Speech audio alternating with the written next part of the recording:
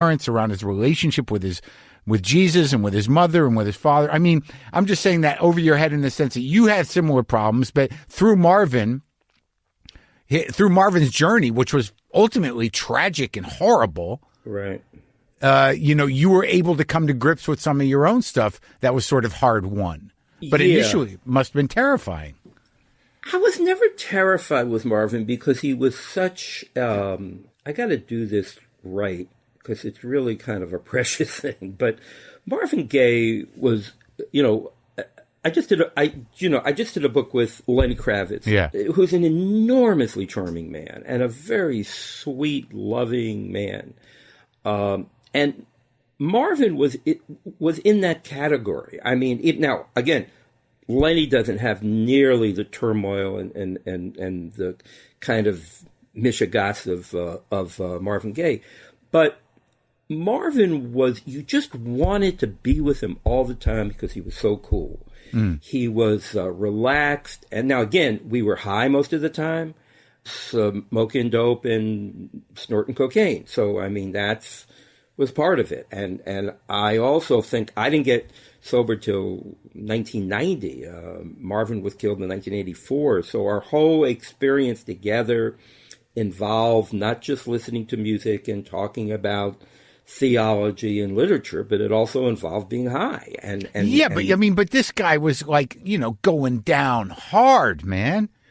Well, when I met him, he was not going down hard. When I met him, he had just done Hear My Dear, which is a great sort of masterwork.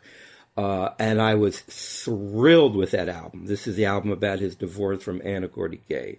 And I was a champion of that album. And I wrote a letter to the LA Times comparing it to Charlie Mingus and Ellington and Stevie Wonder. So, I mean, this album was, and again, I adored his music. I adored his music. And then I adored him. So it was not, and the other thing about Marvin, which was interesting, even when I went to Europe, and we had our last meetings when we wrote Sexual Healing together, Marvin was always able to keep me away from him when he was really in the kind of darkest periods of his life. For example, he told me, don't touch the pipe. When he began fooling with the pipe, he told me, don't touch it. I mean, and he would never tell me anything. I mean, that wasn't typical of him. So he was very protective of me. And when he did have these extremely dark periods, he kept me away from him, because I think he saw me as someone with the chops to write his story. And also maybe vulnerable to not being able to handle the pipe. Positively. And chances are, if he had offered it to me, I probably, because, now, recently I've done books with Willie Nelson, and I'm doing a book with Snoop Dogg, and I'm a recovering marijuana addict. I mean, marijuana to me was my main drug. And I had to go to MA. I didn't even know there was MA. Marijuana Anonymous, to get straight. But I can be with Willie or Snoop and not worry about getting high, but back in 1982, being with Marvin Gaye and the idea of turning down a joint from him wasn't even remotely possible. But you didn't get involved with smoking coke? No. You did it once, though, right? I did it one time, and it was so good. And so every green light went on in my brain. I wanted to get on the roof and tell the neighbors the good news. Yeah. And it turned out that the person who got me the stuff was killed after he left my house in some drug deal. And that got me so scared that I never kind of touched it again. But that didn't keep me from smoking pot. I mean, because that happened in 85 or 86. So I continued to get high for another 4 years until I got sober in 1990. But I think what you really characterized in the book for me, you know, and that we're not leaning on too much in this conversation is that, you know, the through line of the God Groove and of your book and in talking about working with these artists was sort of like, you know, seeing your path to spirituality and belief. And it seemed to me that Marvin Gaye, you know, and his struggle with himself, with drugs, and, you know, I mean, this is a guy that, you know, lost his fucking mind from cocaine psychosis and pushed his father to shoot him.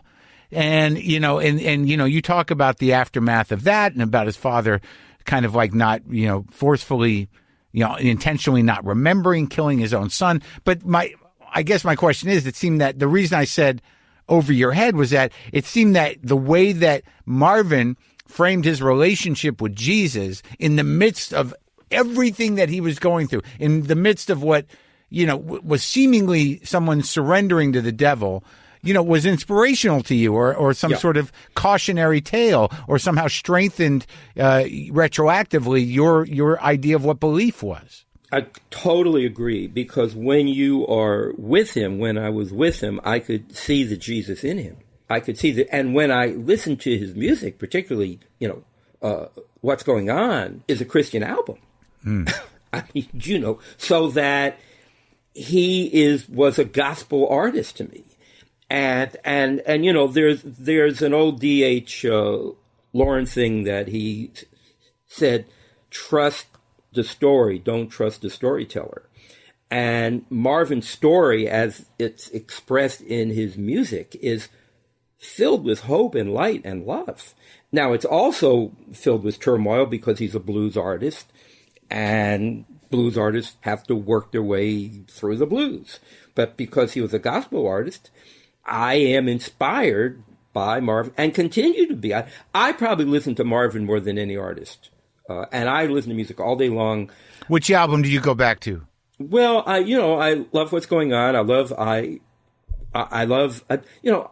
them all. I mean, I like the concept album more than the singles, though I do love Heard It Through the Grapevine. But, you know, I love A Trouble Man. I love What's Going On. I love Let's Get It On. I love I Want You.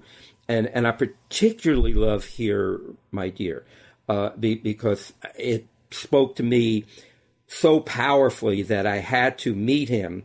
And my Hustle Marvin story, I don't know if I put it in the book or not, is that when it was attacked, because the album was attacked when it came out as being kind of personal and who cares about his divorce and why isn't Marvin talking about what he talked about, what's going on. So it was attacked by a guy in the LA Times. And I thought to myself, if I answer the attack and I write a letter to the editor ending the album, Marvin will read the letter, get in touch with me, and I'll get to meet him. And that's exactly what happened.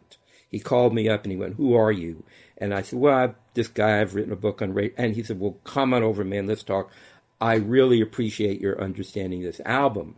So now, again, I was completely genuine. I mean, but I was also wanted to meet him. Well, but yeah, I mean, it seemed like through him, you were able to sort of like, you know, find, like he became the barometer of your ability to accept yourself because of your own sexual identity, you know, issues or discomfort, you know, through him, you know, and his, you know, proclivities around cross-dressing and his father, the preacher's cross-dressing, which ultimately damaged Marvin a bit. And, you know, it just seemed that he, not unlike Jesus, was the guy that, you know, you looked to and said, well, if this guy can rise above this and still have God in his life, that there's some pathway for me.